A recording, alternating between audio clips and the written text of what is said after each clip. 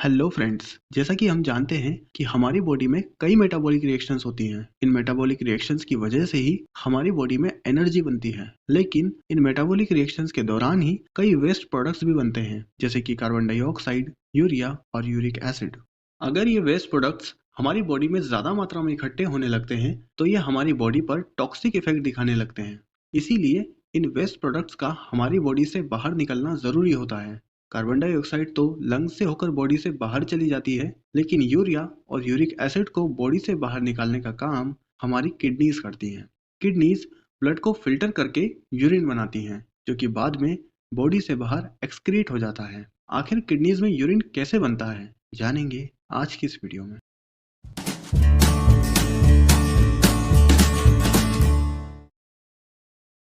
Urine को बनाने और उसे बॉडी से बाहर निकालने के लिए हमारी बॉडी में ऑर्गन्स का एक सिस्टम होता है। इसे यूरिनरी सिस्टम कहते हैं। यूरिनरी सिस्टम के ऑर्गन्स हैं किडनीज, यूरेटर्स, यूरिनरी ब्लैडर और यूरेथ्रा। सबसे पहले बात करते हैं किडनीज की। हमारी बॉडी में दो किडनीज होती हैं, जिनकी शेप बीन के जैसी होती है और ये हमारी एब्डोमिनल कैविटी में मौजूद होती हैं। हार्ट से पंप किए जाने वाले ब्लड का 20% ब्लड किडनीज में सप्लाई होता है, जो कि किडनी के फंक्शंस के लिए जरूरी होता है। किडनी का मेन फंक्शन ब्लड को फिल्टर करके यूरिन बनाना होता है। लेकिन किडनीज में यूरिन बनता कैसे है, इसे समझने के लिए हमें किडनी के स्ट्रक्चर को बारीकी से समझना होगा।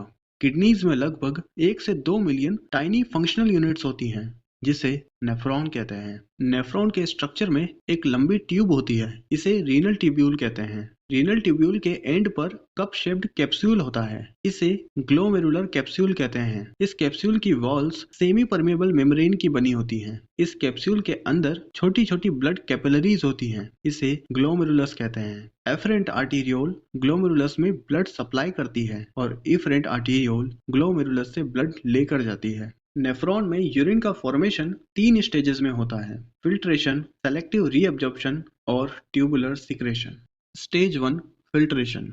नेफ्रॉन में इफरेंट आर्टीरियोल का डायमीटर एफरेंट आर्टीरियोल से कम होता है, जिस वजह से जितना ब्लड एफरेंट आर्टीरियोल से ग्लोमेरुलस में आता है, उतना ब्लड इफरेंट आर्टीरियोल से होकर ग्लोमेरुलस से बाहर नहीं जा पाता है, जिस वजह से ग्लोमेरुलस में प्रेशर बढ़ने लगता है। इस हाई प्रेशर की वजह से ग्लोमेरुलस के blood contents semi permeable membrane से फिल्टर होकर रीनल ट्यूब्यूल्स में आ जाते हैं। फिल्ट्रेशन की इस प्रोसेस के बाद जो फ्लूइड बनता है उसे फिल्ट्रेट कहते हैं। फिल्ट्रेट की कंपोजिशन में मोस्टली वाटर होता है। इसके अलावा इसमें वेस्ट प्रोडक्ट्स जैसे कि यूरिया और यूरिक एसिड होते हैं और न्यूट्रिएंट्स जैसे कि ग्लूकोज और इलेक्ट्रोलाइट्स होते हैं। Stage 2 selective reabsorption. फिल्ट्रेट में कई ऐसे सब्सटेंसेस होते हैं जो बॉडी के लिए यूजफुल होते हैं, जैसे कि most of the water, glucose और इलेक्ट्रोलाइट्स। रीनल ट्यूब्यूल्स के चारों ओर ब्लड कैपिलरीज का नेटवर्क होता है। ये यूजफुल सब्सटेंसेस रीनल ट्यूब्यूल्स से निकलकर वापस इन ब्लड कैपिलरीज में चले जाते हैं। Stage 3 tubular secretion. सब्सटेंसेस जैसे कुछ ड्रग्स और फॉरेन मटेरियल्स ग्लोमेरुलस से फिल्टर नहीं हो पाते हैं, तो ये ब्लड कैपिलरीज से डायरेक्टली रीनल ट्यूब्यूल्स में सीक्रेट हो जाते हैं और इस तरह से नेफ्रॉन में यूरिन बनता है। यूरिन किडनी से ड्रेन होकर यूरेटर में आता है और यूरेटर से ये यूरिनरी ब्लैडर में आ जाता है। यूरिनरी ब्लैडर में यूरिन स्टोर होता है और मिक्सचुरेशन की प्रोसेस के दौरान यूरेथ्रा से होकर ये बॉडी से बाहर एक्सक्रीट हो जाता है। मिक्सचुरेशन की प्रोसेस को हम नेक्स्ट वीडियो में समझेंगे। तो आज की इस वीडियो में इतना ही।